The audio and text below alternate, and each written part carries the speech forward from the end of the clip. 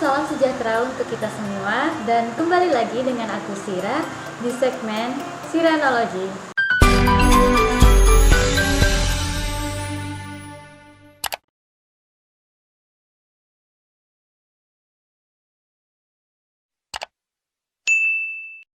Nah, kalau sebelum-sebelumnya aku bahas tentang self-love, self-boundaries, inner child, dan lain sebagainya, kali ini aku mau bahas tentang pikiran sadar dan pikiran bawah sadar. Oke, kenapa aku mau bahas ini? Karena ini sebenarnya penting banget buat kita ketahui, karena ini ada pengaruhnya buat self-development dan self-control kita. Jadi, kalau menurut Sigmund Freud, pikiran kita itu dibagi menjadi conscious mind, subconscious mind, dan unconscious mind. Apa itu subconscious mind, apa itu unconscious mind, dan apa itu conscious mind? Conscious mind sendiri itu kalau dalam istilah bahasa Indonesianya lebih dikenal dengan pikiran sadar. Dan subconscious mind itu subkesadaran, dan yang unconscious mind itu biasa dikenal dengan pikiran bawah sadar. Tapi kali ini kita bahas menjadi dua, sadar dan bawah sadar. Subconscious mind sendiri akan masuk ke unconscious mind atau bawah sadar. Oke, kita mulai dengan pikiran sadar itu sendiri. Apa sih pikiran sadar? Pikiran sadar ya pikiran yang biasa hari-hari kita gunakan ketika kita mengerjakan sesuatu, ketika kita beraktivitas. Contohnya ya seperti ini. Misalnya aku ngomong di depan kamera. Ini kan situasinya aku emang lagi sadar. Aku ngomong apa-apa saja yang aku omongin itu terjadi di pikiran sadar. Terus misalnya lagi baca buku, lagi menganalisa sesuatu, lagi nonton TV, lagi ngerjain tugas, dan lain sebagainya, yang pasti aktivitas-aktivitas yang dilakukan secara sadar, itu pikiran sadar. Nah, terus apa sih kalau pikiran bawah sadar? Pikiran bawah sadar itu bisa menjadi penyimpanan memori di dalam otak kita, dan itu membentuk banyak hal dalam diri kita, dan itu bisa mendorong kita menciptakan suatu respon otomatis ketika suatu hal terjadi kepada kita. Dan kenapa untuk mengetahui pikiran bawah sadar kita itu sangat penting?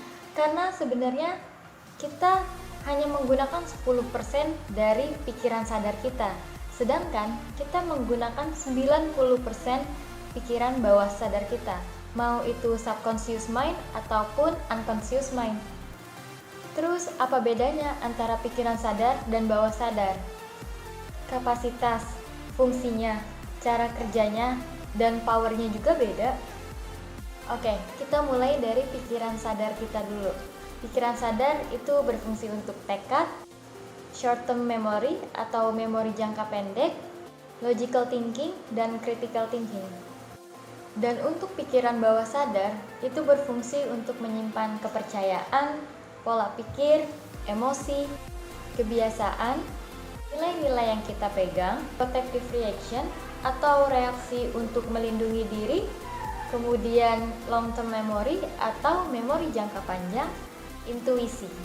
Jadi kalau mau dianalogiin, mungkin kita bisa ambil analogi seperti pikiran sadar itu external storage yang ada di HP ataupun di laptop atau di device lainnya, dan internal storage itu seperti pikiran bawah sadar kita.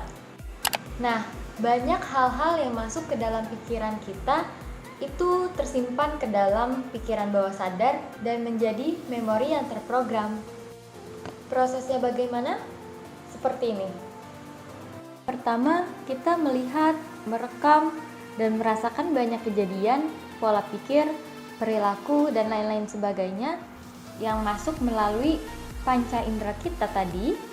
Ketika kita menyimpan itu dengan sangat lama, kemudian masuk ke pikiran bawah sadar kita dan menjadi program pikiran bawah sadar kita.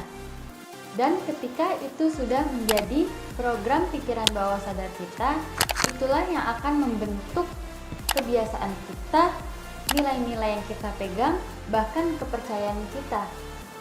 Oke, jadi ketika kita mau merubah hidup kita dan cara pikir kita, tapi kayaknya kok belum bisa juga ya, Mungkin perlu dicek dulu apakah itu udah masuk ke pikiran bawah sadar atau masih di pikiran sadarnya aja.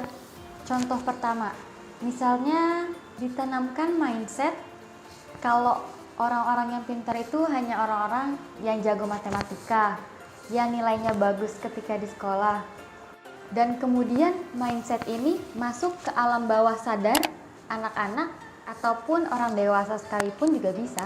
Ada orang yang punya potensi di bidang lain, tapi karena pikiran bawah sadarnya itu udah bilang seperti itu, bahwa orang yang cerdas hanya orang-orang yang jago matematika, nilainya bagus di semua pelajaran, dan lain sebagainya, dan pola pikirnya itu sudah menjadi fixed mindset, dia akan sulit berkembang.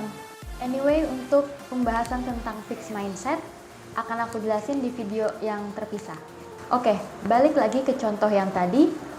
Kenapa dia jadi sulit berkembang atau jadi terlambat berkembang ya? Pertama, dia bisa jadi takut untuk menunjukkan potensi dia yang sebenarnya. Kedua, dia bisa antara yakin dan gak yakin untuk ngerjain sesuatu. Karena alam bawah sadarnya udah bilang, ini mungkin udah gak berguna juga kalau dikerjain atau seriusin. Dan bisa terjadi berbagai macam respon otomatis lainnya yang gak disadarin juga. Dan contoh kasus yang kedua, misalnya ada orang yang di alam bawah sadarnya itu punya pikiran kalau kesuksesan itu cuma untuk orang-orang berprivilege, entah itu cantik atau ganteng, kaya, koneksi, dan lain-lain. Dan respon otomatisnya mungkin akan menyalah-nyalahkan keadaan, adu nasib, dan melakukan kegiatan mau nggak mau. Oke, terus gimana solusinya? Bersihin pikiran bawah sadar kita. Karena kadang orang cuma bersihin pikiran sadarnya aja, tapi lupa bersihin pikiran bawahnya, atau mungkin belum tahu gimana caranya bersihin pikiran bawah sadarnya. Nah, kalau kayak gitu kan sama aja kayak kita bersihin cuma memori eksternalnya aja, tapi memori internalnya nggak kita bersihin. Ujung-ujungnya masih nge-lag juga kan. Kita bersihin memori eksternalnya, tapi yang bikin nge-lag sebenarnya aplikasi-aplikasi yang tersimpan di memori internalnya. Pasti ujung-ujungnya bakal tetap memori penuh, ya kan? Nah, itu juga berlaku sama memori pikiran kita. Terus gimana caranya untuk bersihin memori internal di otak kita atau pikiran bawah sadar kita? Itu akan dijelasin di video yang terpisah, karena itu bakal panjang banget. Oke, untuk pembahasan tentang consciousness dan unconsciousness atau pikiran sadar dan pikiran bawah sadar, mungkin itu dulu aja ya, permukaannya dulu aja. Baru selanjutnya kita bahas lebih dalam lagi. Semoga bermanfaat dan semangat berproses buat kita.